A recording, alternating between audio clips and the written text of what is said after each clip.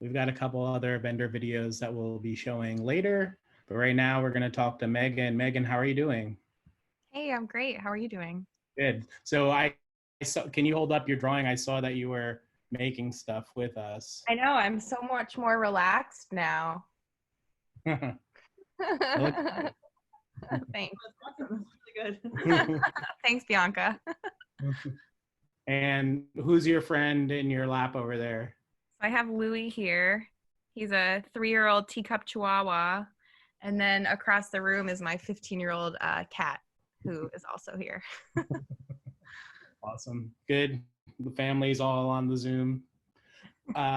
So tell for people who don't know, tell us what the Astoria Mutual Aid Network is.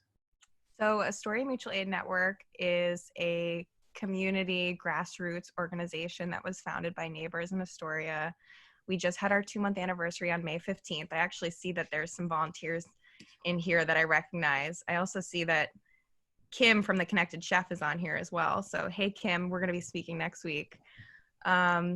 So Astoria Mutual Aid Network, it kind of just came out of nowhere. I was on Nextdoor and on Facebook and offering like early March errands and offers to neighbors who needed help. And a bunch of other people were doing the same thing. And Miriam, who is our founder, actually reached out to me on Nextdoor and was like, hey, it seems like we're all trying to do the same thing. Do you guys want to meet up and come together? So we had a Zoom call. It was 10 of us, 10 strangers. And within like 2 days, we had a website, and Miriam and her husband Ross and Emma, their daughter, had been looking to help neighbors in the neighborhood, and they were supposed to go on spring break for Emma's school. And obviously that got canceled. So they had been plastering the neighborhood to begin with. And it's gone in the last 2 months from us having the 10 of us to us now having over 830 volunteers. Wow. And we do the things that you think of. So we do grocery runs, we do pharmacy runs, but it's been super amazing because we have so many different people on our team that do so many different things. We have an amazing tech team, Peter Valdez, who is part of the tech meetup group in Astoria. He created this dispatch system for us on Slack that we now have lent to a lot of other mutual aid networks locally, and I think in other areas as well, that allow people to call or text or email us, and we can keep track of their requests and then geolocate the nearest volunteers. So yeah, we do a lot of different things. We have a lot of different working groups. We kind of empower all of our volunteers to go after things that they feel passionate about, because there's so many different levels of things that we could be offering the community in terms of elder resources, pet care, PPE, financial assistance. Like, people are calling in and they have questions. And so we're all kind of focusing on different ways that we can help people. That's really amazing. So if, how do like people who need the aid get in touch with you guys? Is it where you just find them, or do you have like a intake system? So it originally started because Miriam and Ross had put the posters in the neighborhood. And when we initially met, we were like, okay, we need to translate these into all the different languages that are locally in Astoria, but also across Queens. So a lot of it was word of mouth that way, by people seeing the posters. We also, in the early days, I was reaching out to local churches and organizations trying to find out, hey, do you guys have systems in place already? You obviously have members of your community that we don't have access to. We would love to see if they need help. How can we connect? We also have a phone number and an email address. And we have our website. So people can fill out a form on our website, or if they don't feel comfortable, they can call or text us.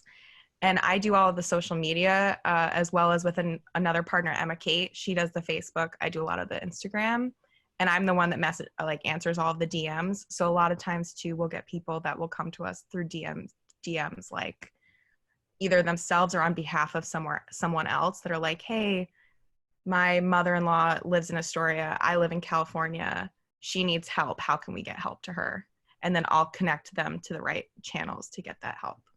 Yeah, that's amazing. So do you have like any personal moments that have really struck you since you've been like doing this, in this short time? Yeah, I mean, I would say the first immediate personal moment is like you guys know we're in Astoria. I live 3 blocks away from Mount Sinai.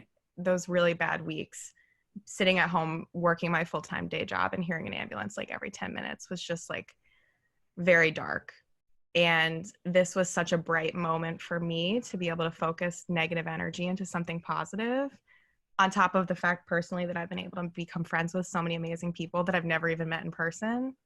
And then like a moment where kind of on the grounds being involved, we had some people who had reached out to us, and it was a daughter that had reached out to us on behalf of her parents that needed help in California. That was a good example. And my husband and I actually went and drove to Queens Village and brought her family the things that they needed. And it was like, she was a college student. She was a girl in her 20s in California, terrified for her family that she couldn't be with. And that was really heartwarming for me that we could help her with that.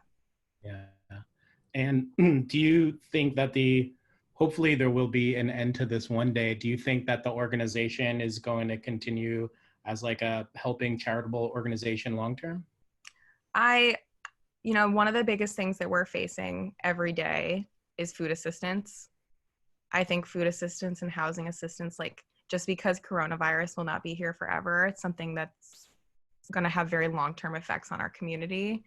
And I have a feeling that we're going to be around for a while too. And I'm sure at some capacity, once this is all over, there's still going to be those needs. And having a mutual aid network in any community, especially Queens, is a really positive thing. I don't know at what capacity, but I do see us, being around for the foreseeable future. And I would like to add, I know that in one of the vendor videos that they have been talking about the Connected Chef, all of us in Astoria are working together. We've been doing a really big fundraiser, and I think we did a town hall on Saturday, and one of the big questions that we got was, well, you're raising funds, what is that going to? And a lot of that is getting funds to people in conjunction with people, with Kim and her team, or Queens Together, or the Astoria Food Pantry, or other organizations, because we're all in this together, just like fighting the fight to provide for our community the best that we can. Yeah. So what are the things that you need from people right now? What are the big things or is it always the same things? I would say obviously donations and funding to get food to people is a huge thing. We are always in need of volunteers that have cars that can drive. We're always in need of volunteers that are just ready and able to jump and assist. We had a call today that was like, we need someone with a box truck because City Harvest has 105 boxes. Does anybody have a box truck? We need to pick up the meals in 2 hours. I've been contacted on social media by people that have been like, hey, we have 50 extra meals. Can you guys get these from us in 2 hours? And we did, and we get them to people. Additionally, I would say that there's so many other things that we could be offering. When we had our town hall this weekend, we had somebody who asked, what are you doing to engage small businesses? We're doing the best that we can with the volunteers that we have, and we work through Slack. And so we empower our volunteers to go off after things that they feel passionate about. So I would say, if there's something that you don't see us doing, and it's something that you feel passionate about, we would love for you guys to contact us and get involved and get on one of those working groups and spearhead that.